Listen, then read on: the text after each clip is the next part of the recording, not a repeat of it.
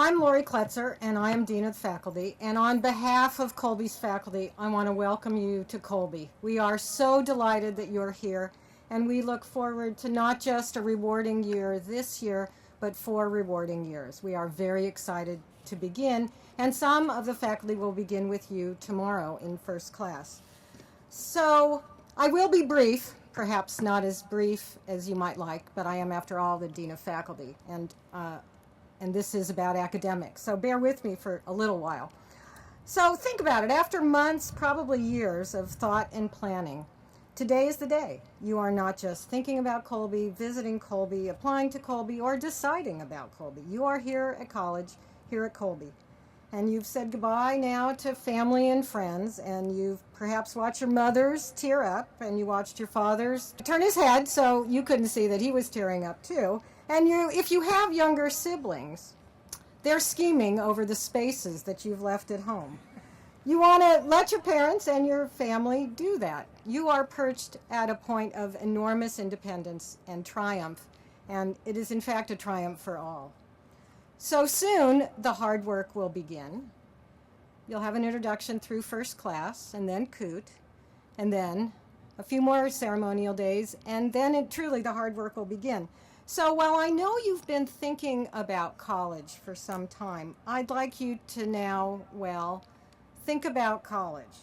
Not college in the sorting and choosing kind of way, or even in the moving in kind of way. I want you to think about Colby and the liberal arts college. More specifically, I want to invite you to think about what goes on here and what will go on for you here in terms of goals and objectives. Because despite the near hysteria over getting into college, what I like to call college as race to the top, college is really about personal and intellectual growth. And that's the piece that I want to talk with you about just a little bit. This personal and intellectual growth, I want to put aside all of what we know that, yes, college pays off over your lifetime. College is an amazing investment. The return on this investment is truly exceptional. Let me put that aside. There's considerable interest right now in the media about, believe it or not, whether or not college students learn anything. There's actually very limited real evidence, but what limited real evidence does exist shows very clearly that if you're interested in whether college students learn anything, it's really important to read, it's really important to write, and it's critically important to major in a liberal arts field. All of the fields here at Colby are liberal arts fields. What I mean is to major in a field in the arts, humanities, the social sciences, and the natural sciences. That's what we do here. Students in liberal arts fields learn more, or as I like to say, learn better, which doesn't really sound that good, than students in non-liberal arts fields. And what are non-liberal arts fields? Business, communication, health, sometimes even in schools of education. Those activities that we don't do here in separate schools. Why is it we think that students who major in liberal arts fields learn more? It's because of the skills that are developed in the course of being in those fields. Those skills are oral and written communication skills. We will work with you so that you can communicate with clarity and with style. You will develop even further a capacity for careful analysis. You'll develop and further develop your quantitative skills. And you'll have an ability or improve your ability to speak and read in a foreign language, because after all, it's a global economy. There are other things we know, though, in this very limited but clear evidence, and that is that motivation matters. And presumably, one of the things we know about all of you is that you are enormously talented and exceptionally motivated. It's also important to be dedicated to what goes on in a thoughtful way, not in a rote, routine kind of way, but in a thoughtful way. And to take ownership, meaning to accept that the work here can be difficult, and in fact to relish that the work will be difficult and push you in directions that you're not sure you can go. Your experience here, together with the faculty and the staff, can be truly transformative, but it takes you at the center of that. I have one additional reflection about the liberal arts that I'd like to share. There's an awful lot of attention these days to short-term profits and global competition.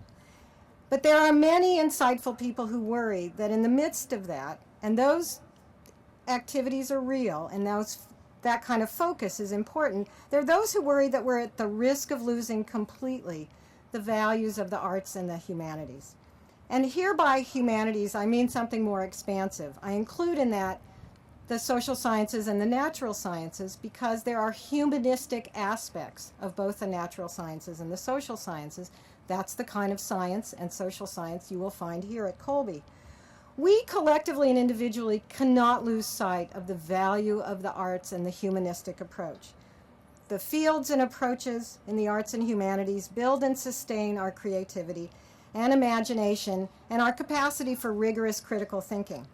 Particularly in the arts, exposure, and I mean real exposure, to arts and fine arts and music and theater and dance, they are part of what makes us human.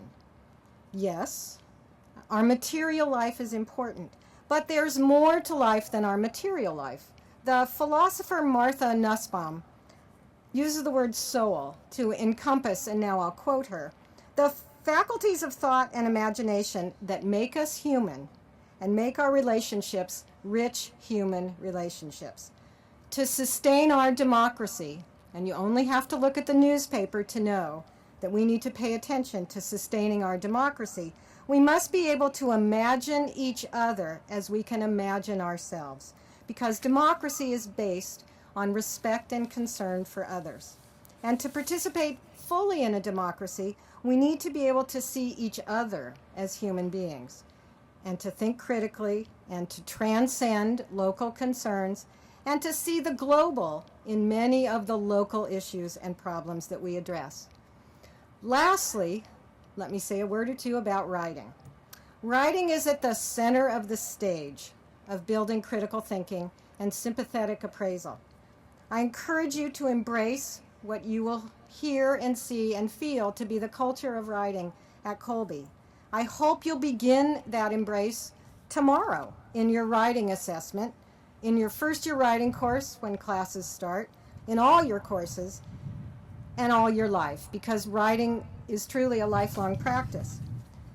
Avail yourself of all the activities here that will support you and improve you as a writer. And much more simply, if I had any advice at all, to write is to think, and to read is to surround yourself in writing. So let me close by summarizing in a way that points out that the purposes of a liberal arts education do not go unexamined here. Colby faculty are intentional and reflective, and I encourage you to take up that kind of consideration. I recognize today is not the day to do that. Today is the day for celebration and for other matters. But don't let your time here go unexamined. Think about the purposes of being here.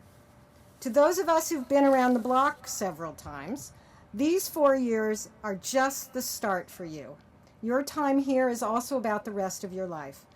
So I've been somber enough. I want to thank you for your patience with the seriousness of what I've teased you with on what is really a day of great accomplishment and great excitement. So welcome to Colby. We are really glad you're here. Thank you.